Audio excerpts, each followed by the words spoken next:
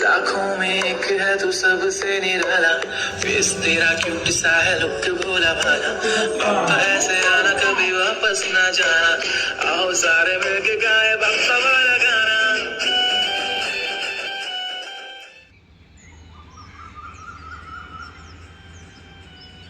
गणपति बप्पा मोरया, मंगल मूर्ति मोरया।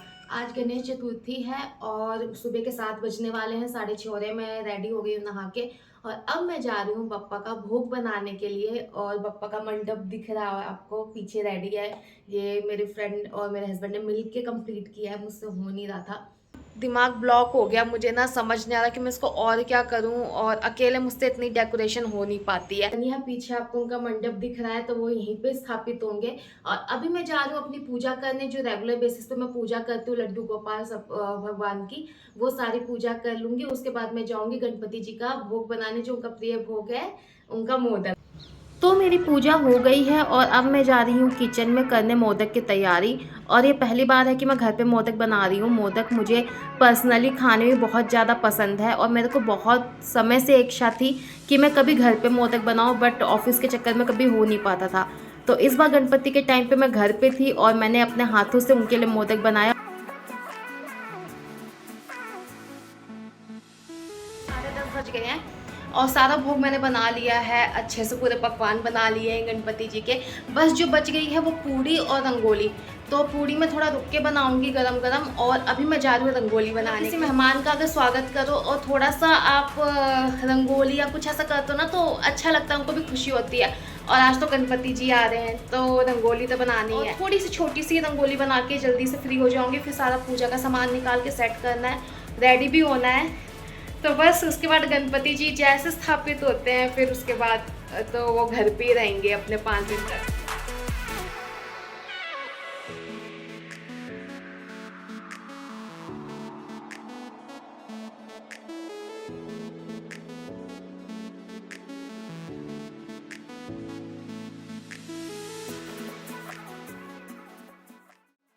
तो मेरी रंगोली बन गई और उसके बाद मैंने बना ली थी पूड़ी, और मैं आपको भोग सारा दिखा देती हूँ। यहाँ पे मैंने शाही पनीर बनाई थी भगवान के लिए, मोदक बनाए हैं आज घर पे, कद्दू की सब्जी, एक प्लेन सब्जी रखी थी, भरवा भिंडी, सलाद, पुलाव, खीर और दाल।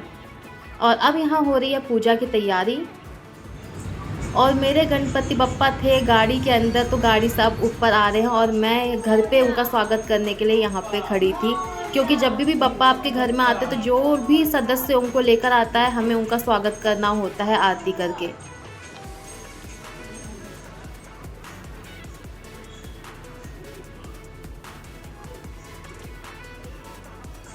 गणपति बप्पा मोरया, गणपति बप्पा मोरया।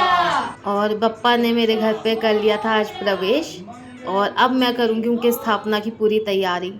तो बप्पा जब भी आते हैं तो उनकी आंखें बंद ही होती हैं घर पे आने के बाद। जब हम उनको उनकी जगह पे चौकी पे स्थापित कर देते हैं, उसके बाद ही उनकी आंखों से पट्टी हम खोलते हैं, ताकि उनकी सीधी दृष्टि हमारे घर पे पड़े और वो अपना आशीर्वाद हमारे घर में रखें। जय गणेश जय गणेश जय गणेश देवा, माता सती पार्वती पिता महादेव।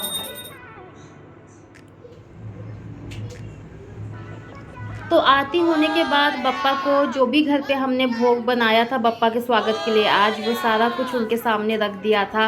और आज वैरायटी थी, बहुत सारी चॉकलेट था, चॉकलेट मोदक थे, घर के मोदक थे, और पूरा पूरा खाना था उनके पास। और ये तीसरा साल है जब गणपति बप्पा मेरे घर पे आए हैं मेहमान बन के 5 दिनों के लिए।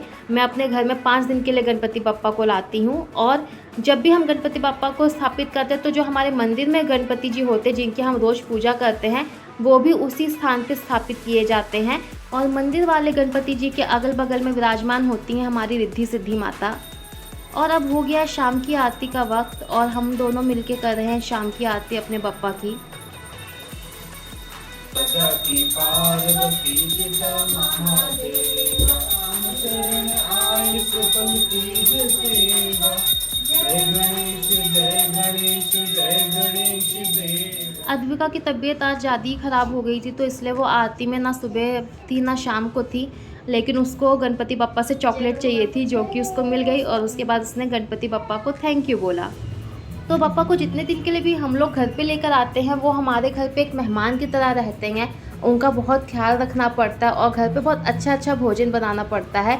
जो भी अच्छे पकवान बनते हैं उसका भोग सबसे पहले गणपति बप्पा को लगता है और उसके बाद ही वो सारा खाना परिवार के सारे लोग खाते हैं। तो आज रात में बना था बप्पा जी के लिए आलू का पराठा और मक्खन।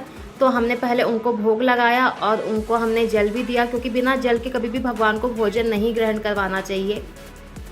और अब रात में सोने से पहले अद्विका आई थी गणपति बप्पा को गुड नाइट बोलने के लिए।